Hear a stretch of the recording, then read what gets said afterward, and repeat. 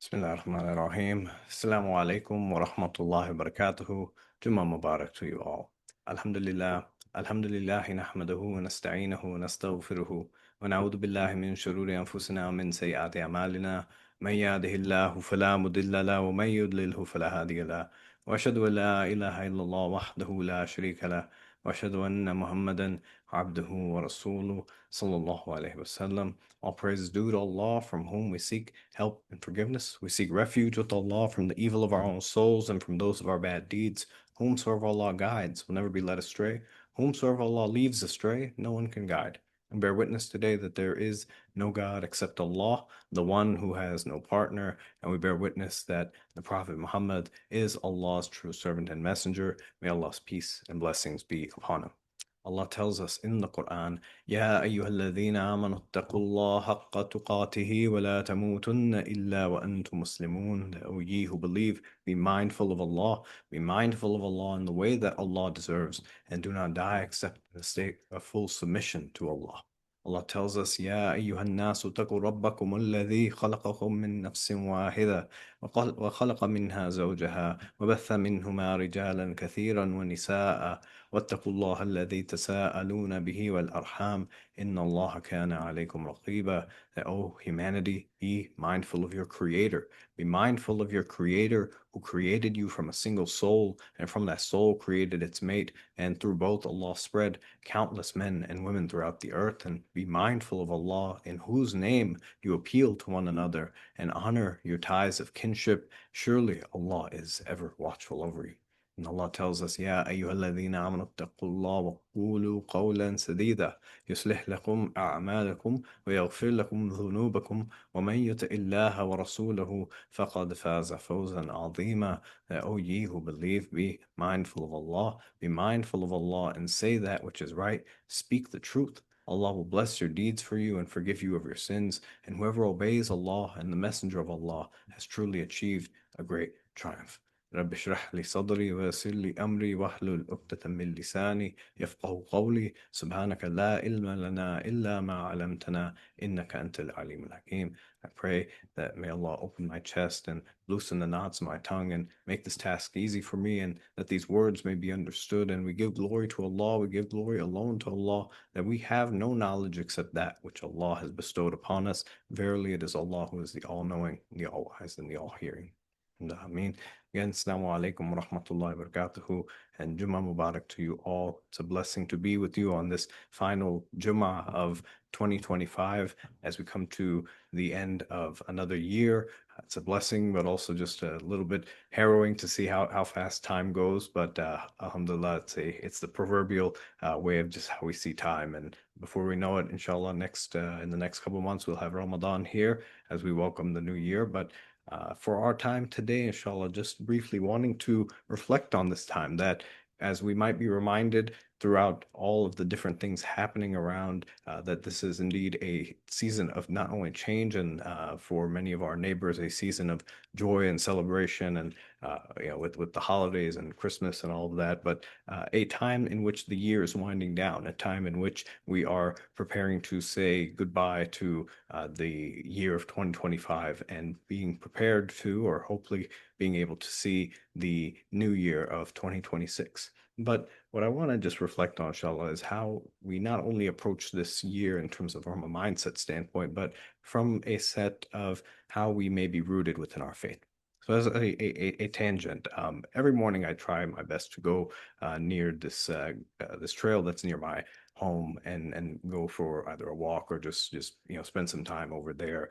And each morning I try and go regardless of what the season might be, whether it is a frigid time in winter or whether it is in the dead heat of the summer or wherever it might be, but just have a chance to kind of go. And this trail has an abundance of different animals that are there, from deer to different types of birds and different things that are all abound, but also so much kind of foliage, so much of the beauty of nature around, from the leaves and the trees and all the type of vegetation that's just sprawling. There's a creek as well that's flowing. You've got turtles and all these different, types of things kind of going around. And it's a interesting space to also be just in a way of being in a space of reflecting to see how each season, each cycle of season, this space changes. The space drastically looks different depending on the season, whether it's in the middle of the summer or middle of the spring when things are green and they're lush, and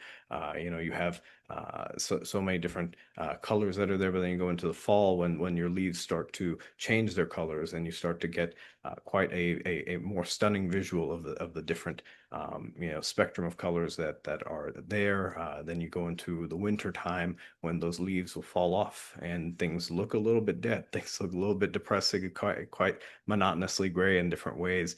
But you see the seasons of change going about in nature, and you see that regardless, the trail is still there throughout all four seasons. The trees, for the most part, that they live are still there. The animals that are there for the most part are still there. Yet the season, the aesthetic part, the superficial part, the part on the outside that changes, that continues to change. But the functions not necessarily change drastically. The functions primarily stay the same in terms of what those trees provide, what those animals provide, what all these different things within the environment provide within their space. Those continue to stay, but also new ways of contributing depending on the season. And thinking about that when we are looking at ourselves in this sense from a spiritual dimension, especially as we're trying to prepare for and hopefully praying to enter into a new year, we may try and see how going into the new year is not just another space in which we can just hope to be something completely different or just try and pick up something completely disconnected from who we are today. Where we are right now in life, we may feel like is a version of us that we don't want to ever see again. We don't want to do something completely different, so we adopt different New Year's resolutions and different things in the hopes that our new year, new me type of beginning that we have. But instead, thinking about how all the creation around us that is there, the creation that we are connected with, the creation that is not in the human sense, but all the creation that dominates around us here doesn't necessarily see itself in that way. It doesn't necessarily act in that way where it's just sheds this completely different light of oh, new year, new me, and completely erases who it is before, because you see how it adjusts and how it works and how it functions and how it exists in these cycles, that what it might look like in one season may be slightly different from what it looks like in the next to the next, but its essence is still the same. Its functions are largely still the same, but the ways in which it contributes might be different. And thinking about that, yeah, it might be really nice to be able to kind of go out into the trail and in the spring to see the luscious green trees, or in the fall to see the different, colors from red to orange to green to yellow to all these different colors that are there, to the time in the winter when all those leaves have fallen, when those branches are bare, and to think that this isn't maybe as pleasant to look at, but thinking about how in that same space, those trees that are still functioning in one way, they're continuing to function in terms of how they're giving space for the nests of the animals and so on and so forth. But the leaves now, the leaves that have fallen that we sometimes will take a look at, and at first might be nice to kind of rake them up and play with them or whatever it might be, but then they just start to become mushy, and then they just are not as aesthetically pleasing anymore. But think about that, those leaves, once they've fallen, now provide critical enrichment for the soil that is below. They provide shelter for animals. They provide so many different nutrients that we might not think about. But thinking about how that tree, it looks really nice in some different months, but then it looks completely different in another month. It's laid bare, yet it's still contributing to and benefiting the environment around it. And thinking about us in the sense that we may feel that how we are kind of going through life, how we are kind of going through this year, we may feel like we've kind of hit a type of a roadblock in terms of whether we're feeling spiritually healthy, or whether we are feeling like our best selves, or maybe, as is often common in the holidays but not very often talked about, where we're feeling just really low in that sense. We're feeling disconnected. We're feeling like this isn't the best version of ourselves. And thinking about how the new year oftentimes is viewed as just this opportunity to take a right turn and completely leave everything that is that is there behind us. And what oftentimes happens, we find ourselves in the same place next year, same time. And so thinking about how the transition of years in our context in our society is oftentimes marked by celebrations. It's oftentimes marked by a party. It's oftentimes marked by a laundry list of New Year's resolutions, right? Because we get to that end of the year and we're feeling, whether we're feeling great about ourselves, alhamdulillah, that's good, but we always maybe think about how we can improve. But there may oftentimes be just that feeling of like, okay, I can't wait for the new year to come in because I need to do all these different things. And we start to take on resolutions that really don't end up lasting. You see the memes of people who are signing up for gym memberships on December 31st, and then on January 2nd, you see the gym quite empty in a sense of how it's there, and think about how much we might think about how much we might have gotten to do in the past year, and how much we may see others might be able to do around us. And we might be feeling more inspired to do something different. We might feel more pressured or motivated just because there's an arbitrary date on the calendar that tells us that we need to make a quick adjustment. And so, we will pile on that list of exercising more, eat healthier, lose weight, save more money, spend more time with family and friends, which are, all great things, objectively, all good things. But how often not only do these things happen, but do these things actually continue to go about, and think about how we treat our life and how we treat our year, and the beginning of a new year, very much so in this way where it's just like a reset button rather than something that is anticipated, something that is a part of that cycle. It's a part of that season of change, the seasonal change that we experience, knowing that we may be in a very similar position come the next year, but how do we continue to grow in a way that we don't feel stagnated? So thinking about how, oftentimes, as I mentioned, many of us can maybe speak from experience on this. We'll come into the new year. We will say, new year, new me. I'll speak for myself in that sense. We'll pile on the resolutions and all the different checklists and everything there. We'll buy all the different self-help books, buy whatever it is that we need to do. And within a month, we've burned ourselves out. We often find ourselves maybe spiraling, sputtering, and into the end of the new year, back in December, and we are back into the same cycle, thinking about the next year.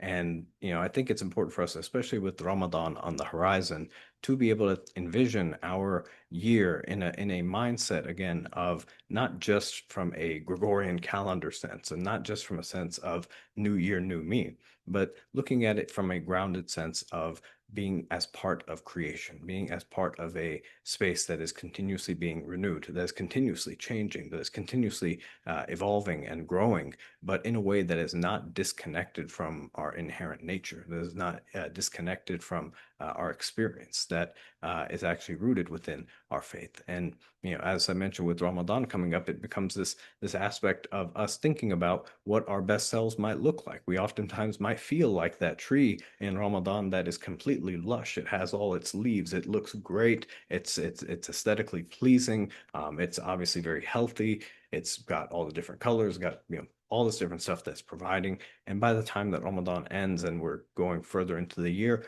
we may feel like that tree that our leaves have shed, and we feel like a kind of like a shadow of our former self in a sense, and not even thinking about how what we have come to in this point is actually a form of growth, rather than just feeling like we've lost so much. We've lost all these things, and now we're just a tree that's just bare, and we don't feel that same type of connection, don't feel like that same type of output or that same type of outer look that we had maybe in Ramadan. And instead thinking about how we might be feeling that way, we might look that way, but thinking about opening our eyes to seeing how we are contributing in other ways. Maybe our leaves had fallen, but where are those leaves now?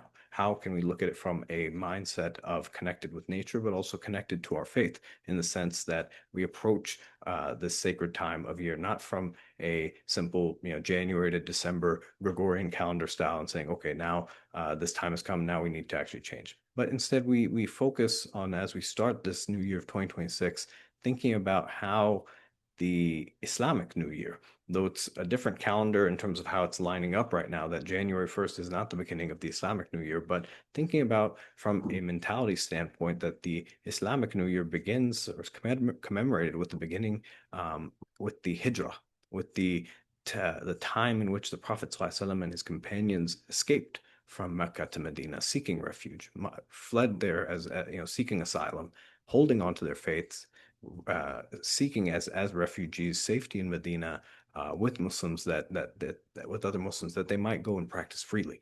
That this beginning of the new year in the Islamic calendar commemorates a sense of leaving things behind, but still migrating with sacrifice, migrating with a connected sense of home that is still there. It's not that this is not our home anymore, but leaving to a better space while still being connected to that which you are leaving before. Commemorating faith and trust in Allah, that the new year that's ahead, the path that's ahead might not be completely clear, but we are putting our faith and trust in Allah that the journey that's ahead, the one who can take care of us and assure us that we reach our destination with safety is none other than Allah.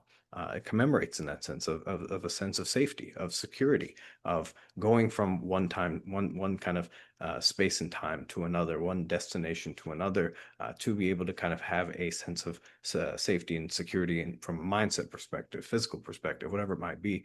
But it also commemorates this aspect of being able to connect to our faith and wanting to practice our faith, not just individually, but also communally. So thinking about that, the Islamic New Year, when it begins, is grounded on that occasion of instance of situation of hijrah, of migration, but compounding it, all the different layers, what went into someone wanting to pick up their things that they could and then migrate for the sake of Allah, leave behind the things that they can't take with them or that they deemed they couldn't take with them, but to make this fundamental shift to a new place as the baseline for the Islamic calendar, and thinking about in our time, it's hard to appreciate that sense of moving from one place to another, especially within Western societies where it's kind of almost normal for people to move from one apartment to another, one home to another, moving for college, moving for jobs, whatever it might be.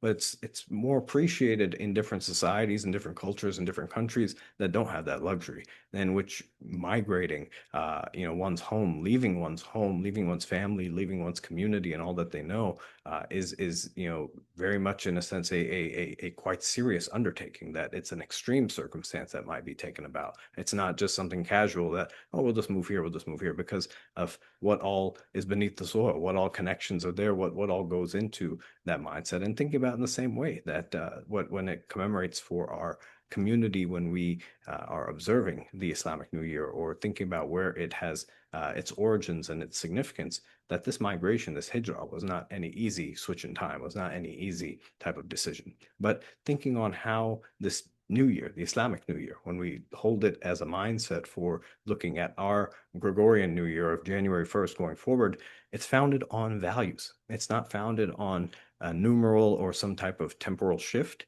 It's founded on a reminder.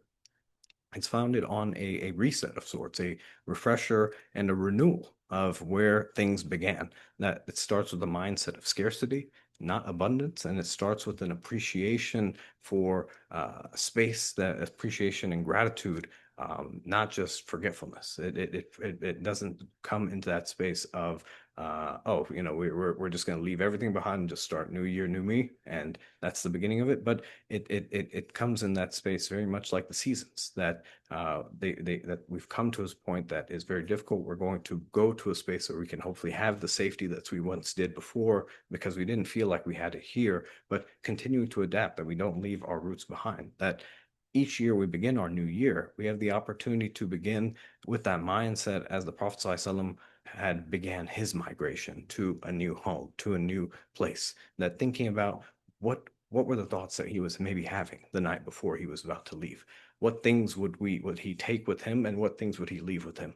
What things do we value as we go into the new year? What do we hope for? What are our resolutions be if we were in that type of environment of having to migrate from Mecca to Medina in the middle of a night, and over the course of a week or so in the desert with no lights, with no highways or any rest stops or things like that? But what would our resolutions be if we were to go into the wilderness? How would we see ourselves changing spiritually, physically, relationally?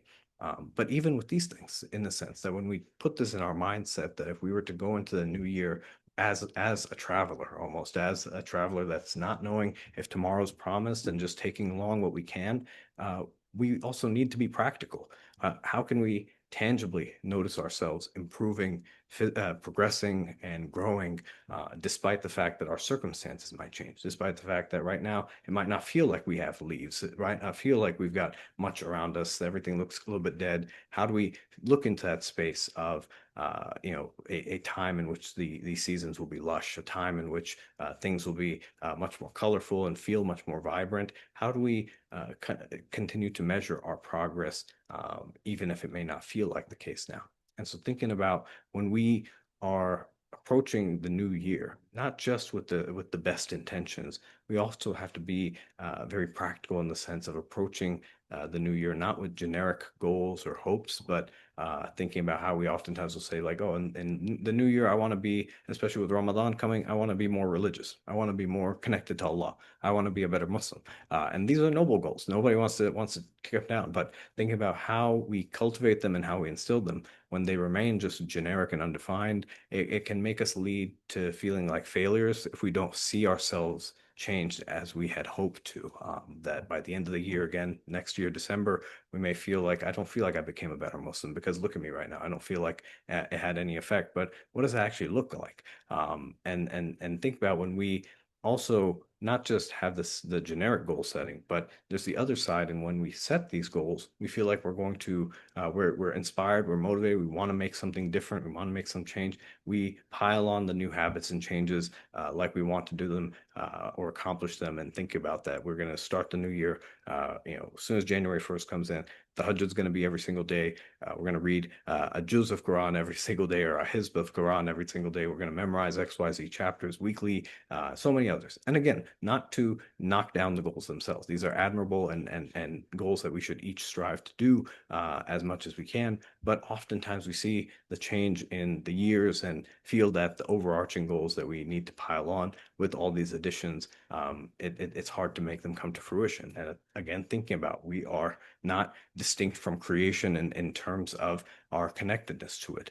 We share. We're not aliens on this planet. We came from the earth. We came from this soil. We came from the same the ingredients that are there, and our biological clock, in a sense, is very much similar in so many different ways to the creation around us. And so, rather than seeing ourselves as completely distinct, we have an opportunity to observe how the nature around us gives us a sign for how we might try and weather our seasonal changes that we experience. That when we put on our goals, when we take on our challenges, when we start this new year, we do it with that mindset that some seasons are going to be blooming and lush like Ramadan, and some seasons may, at the end of the year, feel a little bit bare, feel a little bit disconnected, but there's different ways in which we can amplify the ways there. The tree might not feel like the best way to gain coverage from shade in the time of winter when there's not many leaves on there, but it's a great source for so many other things that we might not take into account. That what are those leaves providing that we might not be aware of? And so inshallah, like as we think about that, the hope is that we don't want to leave the year as we might start it in a way burned out and feeling frustrated and even more disconnected. But the hope is that as we get through not just this last week of this year, but entering into the new year, we take a moment to sit and think about how we can truly become our best selves. This new us that we envision is not one that is completely disconnected, but in using the Islamic New Year in the backdrop helps us to inform those hopes and plans and seeing ourselves in this new season of change. So think about, as we close here, just 5 things for us that for us to consider as we start this new year. So just as we would if we were embarking on a journey, we would be escaping from harm and danger, and we're heading towards a place of safety with hope and the sense of a new beginning. Again, not disconnection, but a new beginning. We think about first and foremost with the parallel to the Hijrah and setting ourselves in that event. We begin, as the Prophet ﷺ had taught us, with the remembrance of Allah. That the Prophet ﷺ had reminded us that any action taken without saying Bismillah or without the Bismillah is left incomplete. And how the Quran reminds us that in Allah's remembrance, our hearts do find rest, that the remembrance of Allah is the highest virtue. If you remember Allah, Allah will remember you. So this new year, again, as we were thinking about just from the rudimentary sense, from the bare bone sense, thinking about this new year, as we with any action, we first and foremost start not only with the Bismillah, with beginning with Allah's name, but we also start with Alhamdulillah. We start with the giving of gratitude. We don't lose that sense of gratitude that our new year might be as difficult as the one before, maybe even more difficult, but we that sense of gratitude carries over. Well, that sense of intentionality is also something that is not lost. That maybe it feels like at the end of the year we're a bit scrambling, we're shooting off the cuff, we're not doing too much with intention, but we are able to reground ourselves. That it might have been a bit of a stormy month and whatever may have kind of gone in, and we feel like our roots have been a little bit shaky. This is an opportunity to kind of reset those roots a little bit, to make those a little bit more firm and deeper. And secondly, thinking about alongside the divine remembrance, alongside the intentionality, that we set our intentions and our hopes in something that is aspirational. We look ahead. We don't just kind of keep our heads looking back and it's like, I wish I did this. I wish I did that. If only I did this. If only I did that, in a sense of regret. That we look back and think about, what do we hope to become? What do we think about that? We want to be maybe better Muslims. We want to be better people. We want to be more connected to Allah. We want to be whatever it might be. Great. But third, think about, apart from the intention, apart from what the vision is in which we want to go, thirdly, how can we practically act on these hopes and broader changes that we seek to make? That how can we think about from that mindset, I want to be a better Muslim. I want to be more connected to Allah. Great. How do we make that practical? How do we make it measurable? How do we approach it in a way that's tangible? And thinking about even from a lens of something like SMART goals that are specific, measurable, achievable, relevant, and time bound, but not in a way to overwhelm us. That we want to think about, we want to set the goals that we would like to set, but being reasonable about what our capacity is. That I might say that, hey, I want to take shade under this tree. This tree can only provide shade for so many people. That I don't want to say, hey, I want to bring every single person in the city to try and get shade under this tree all at once. It's beyond its capacity. But what is that tree able to provide, or how many fruits it bears? How many people can it feed? We want to be mindful of its capacity. So as the Prophet ﷺ reminded us that the religion is easy, that verily the religion is easy and no one burdens himself in the religion other than it might overwhelm him. And so follow the right course, seek closeness to Allah and give glad tidings, and seek help from Allah for worship in the morning and in the evening and part of the night. And so for our goals, we make them gradual, we make them measurable, we give space for them to be able to grow, and we don't just make them finite at the very onset. We don't just think about how we approach these goals. This is the only way it's going to be throughout the rest of the year. How do we build up to them? How do we use this year again in a way of seasons? How do we adapt our goals? That maybe in one season we're doing this, in another one it's in a similar vein, being mindful of our capacities. Maybe we are working full time in certain months. Maybe we have certain months off. Maybe we have responsibilities with our families and our kids in certain months. Being connected with respect to the life around you, not just setting a generic goal for how you're feeling on a Tuesday or on a Monday today, and how it might feel on a Tuesday or Monday the next, rest of the year. Thinking about how it is being mindful with respect to the world around you, but your own life that's there. Fourthly, how can we set our goals in a way that these changes or set these changes in a way that we can reflect on them, that we can look back on them and see that there's progress, that there is some measurement that we can be able to set, that how are we doing with them or incorporating them. And so thinking about the Islamic concept of muraqabah, in which a person is watching over their soul and watching over their heart to gain insight into one's relation with the Creator, or to think about how we are connected with our surroundings, but also think about the accountability we hold ourselves to, the aspect of muhasabah, of taking account of our actions, that whatever it might be for us. For some people, they're visual learners. Some people are very much analytical. For some people are very much experiential. Find what works for you and thinking about how we can measure the progress that we're making. Do we notice something different? But again, not to overwhelm ourselves, not to just make our goals and our vision for ourselves something that is just justified by metrics, but think about how the deen is meant to change you. It's meant to transform you. So it's not something that is just made to look completely pretty and aesthetic or whatnot, and then be hollow on the inside. It's meant to be, that diamond in the rough. It's meant to be something that's in its value and in its innate sense is invaluable. But the outside can look so many different ways, but we work to a space where it can be polished. It can look as good as it can, but it may not feel like that at the beginning. And lastly, can we observe changes, not just in who we are, but in the world around us as well? Do we feel like we've become better or different people? Do people around us notice a change in us? Do we notice that change? That how our Prophet has taught us that the most complete believers in faith are those with the best character.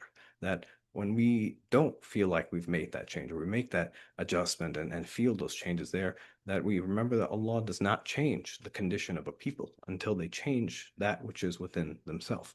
And thinking about ultimately these goals that we're setting, ultimately these hopes that we have for ourselves, ultimately these visions that we have for ourselves and ideas and dreams and ideals that we have for ourselves, are they at the end of the day meant to find ourselves very different from who we are now, the best versions of ourselves, or are they seen as something that's completely disconnected from who we are now, that we feel ourselves as wanting to be a completely different person rather than thinking about that, how can I, where I am right now, I want to be a better version of myself rather than I just want to shed the complete different, leaves of who I am now and change into someone completely different. That we find a way to be able to evaluate ourselves, but set a goal for ourselves in a way that's rooted in who we are and what we uh, and being true to ourselves in that sense, being intentional to who we are. But thinking about, again, at the end of the day, if we've incorporated all the different goals that we've set, all the different measurements that we've done, and it looks great on the spreadsheets, it looks great on our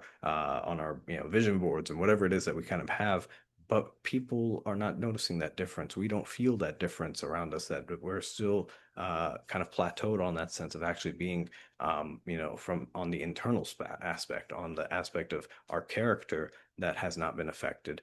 We may need to reevaluate with respect to what's the best approach for us. Because again, at the end of the day, whether it's from Ramadan or whether it's any other aspect of our faith, engaging in these practices, not just a numbers game. It's about actually changing our hearts, changing that which is within ourselves. So may Allah allow us to be a people that goes into this new year, that enters and closes out this current year in a way that is grounded in intentionality, is one that is mindful of that which is around us, is mindful of our capacities, is one that is led into with respect to a vision and a hope with positivity and trust in Allah, is one that is practical, is one that is reflective, and is one that is completely transformative in terms of everything coming to play and coming to fruition. So may Allah allow us to be able to not just see the end of this year and close out this year in the best way possible. This may be a difficult year for many of us. This may be a year in which we may not be satisfied with how we've ended or how far we've gone, but maybe this is an opportunity for us to be able to reflect how we can go forth in this new year, close out this year that allows us to forgive any of those shortcomings that we have, but also being able to, going into the new year, have a clean slate in which we engage. So may Allah guide us not all to the straight path, and guide all of us not just to the straight path, but the path to whom Allah has bestowed the favor, path to Allah has privileged and given that comfort and given that shade, and the path that is free from any type of anger or wrath that or any displeasure that Allah may have had for anyone. And we ask Allah to unite our hearts. We ask Allah to allow us to live up to that aspiration of not just a new year, new me, but a new year, a new us, in a way that is a renewed year and a renewed us, that we are not disconnected from who we were in the year before, but we are seen to be allowed to be a new people, renewed from what Allah has given, and to allow us to make any amends for any wrongs that we've done in the past year and before, and that allow us to facilitate and be facilitators of justice, comfort, and care to all of those who are around us. And may Allah allow us to leave this last Jummah of 2025 better than we may have come to it, and allow us to enter the first Jummah of 2026 better than we may have entered this Jummah. So may Allah make from these experiences and this past year an opportunity, a teaching moment, and allow us to be able to be forgiven and to be given the opportunity to see again another new year. But again, as we leave here, remember to not just look at ourselves in the mirror on 2026 and January 1 as new year, new me, and just complete reset, but as a renewed you and a renewed year. Inshallah, Ameen. Jazakallah khair. Assalamu alaikum wa rahmatullahi wa barakatuh. And again, Jummah Mubarak to you all and blessed new year to you all. Inshallah, we'll see you in 2026. Assalamu alaikum.